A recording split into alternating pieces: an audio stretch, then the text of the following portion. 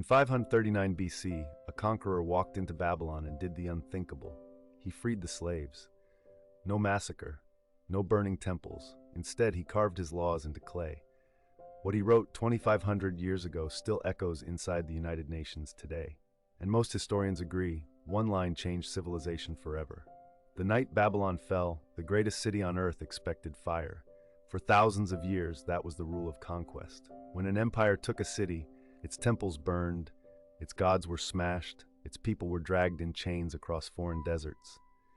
That was the script written by the Assyrians, the Egyptians, the Hittites. Every conqueror followed it. Every conqueror except one.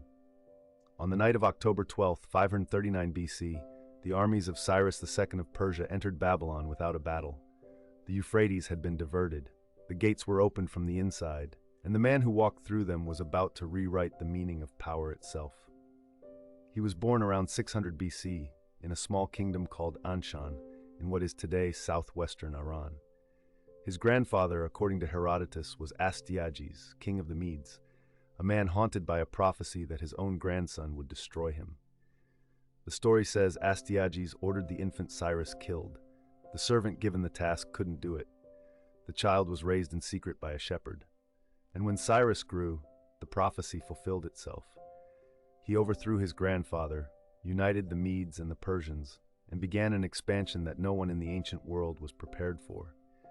Within 20 years, he had swallowed Lydia, the kingdom of the legendary rich king Croesus.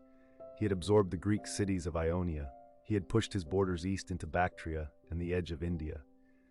By 540 BC, only one prize remained: Babylon, the beating heart of Mesopotamia, the city of Nebuchadnezzar, the city that had, decades earlier, dragged the Jews from Jerusalem in chains.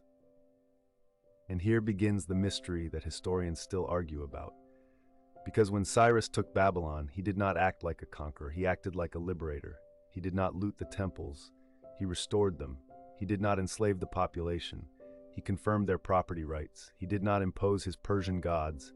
He publicly bowed before Marduk, the chief god of Babylon, and let the priests continue their rituals untouched. And then he did something that no ruler in recorded history had done before. He issued a decree, written on a clay cylinder, declaring that every people deported to Babylon by previous kings could return to their homelands. Every temple that had been destroyed could be rebuilt. Every god that had been stolen would be returned. That clay cylinder still exists. It was discovered in 1879 by the archaeologist Hormuzd Rassam, buried beneath the ruins of the Esagila temple in Babylon. Today it sits in the British Museum, a barrel-shaped fragment of baked clay, about 9 inches long, covered in cuneiform. And in 1971, the United Nations translated it into all 6 official languages and declared it the world's first charter of human rights. But is that really what it is? This is where the story gets darker. Skeptical scholars point out that Cyrus was not a modern democrat. He was an absolute monarch. The cylinder itself is written in the traditional style of Mesopotamian royal propaganda, praising Marduk, insulting the previous king Nabonidus, presenting Cyrus as chosen by the gods. It is, in many ways, a political document, designed to legitimize a foreign conqueror in the eyes of a conquered people. And some historians argue that calling it the first human rights charter is a romantic projection, an anachronism, a story we tell ourselves because we want the ancient world to have a hero. And yet the actions of Cyrus were real. The book of Ezra, in the Hebrew Bible, records the astonishment of the Jewish exiles when Cyrus, in his very first year as king of Babylon, issued an edict allowing them to return to Jerusalem and rebuild the temple that Nebuchadnezzar had destroyed. This is not myth. Archaeological evidence, Babylonian chronicles, and independent Greek accounts all confirm the same pattern. Cyrus consistently ruled through tolerance rather than terror. He allowed local customs, local languages, local religions.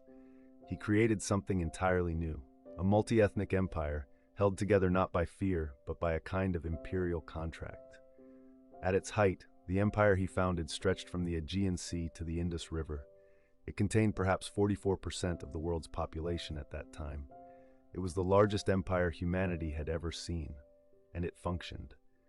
For over 2 centuries, until Alexander the Great burned Persepolis in 330 BC, the Achaemenid Empire operated on principles that later empires would spend millennia trying to imitate. So how did Cyrus die? Here the sources fracture. Herodotus tells us he was killed in battle in 530 BC, fighting a nomadic queen named Tamiris, who ruled the Massatai beyond the Oxus River. According to the story, Tamiris had sworn revenge because Cyrus had killed her son. When Cyrus fell on the battlefield, she supposedly found his corpse, cut off his head, and plunged it into a wineskin filled with human blood, saying, "You wanted blood. Drink your fill." Other sources disagree. Xenophon claims Cyrus died peacefully in bed, surrounded by his sons. Ctesias says he died from wounds received fighting a different tribe. We do not know which version is true. What we do know is that his tomb still stands in the plain of Pasargadae in modern Iran, a simple limestone structure with 6 broad steps and a small chamber at the top. Alexander the Great visited it 200 years later. According to Arrian, Alexander found it looted and ordered it restored. On its walls, tradition says, was carved an inscription, "O man, whoever you are and wherever you come from, for I know you will come. I am Cyrus, who founded the empire of the Persians. Do not grudge me this little earth that covers my body." That inscription is gone now, erased by weather or by later hands. But the cylinder remains. And the question it forces upon us remains too. Was Cyrus the first human rights advocate in history, a genuine visionary who understood 25 centuries before the rest of us that empires die of cruelty and live by tolerance? Or was he simply a shrewd politician who invented the most effective propaganda in the ancient world and got so lucky with history's judgment that the United Nations itself now quotes his words? Perhaps the truth is stranger than either answer. Perhaps Cyrus was both, a conqueror and a liberator, a monarch and a reformer, a man who understood in a world of burning cities and enslaved nations that power built on mercy lasts longer than power built on fear.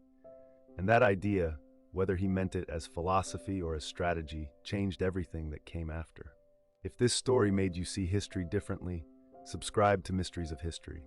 Every week we uncover the forgotten truths that shaped our world.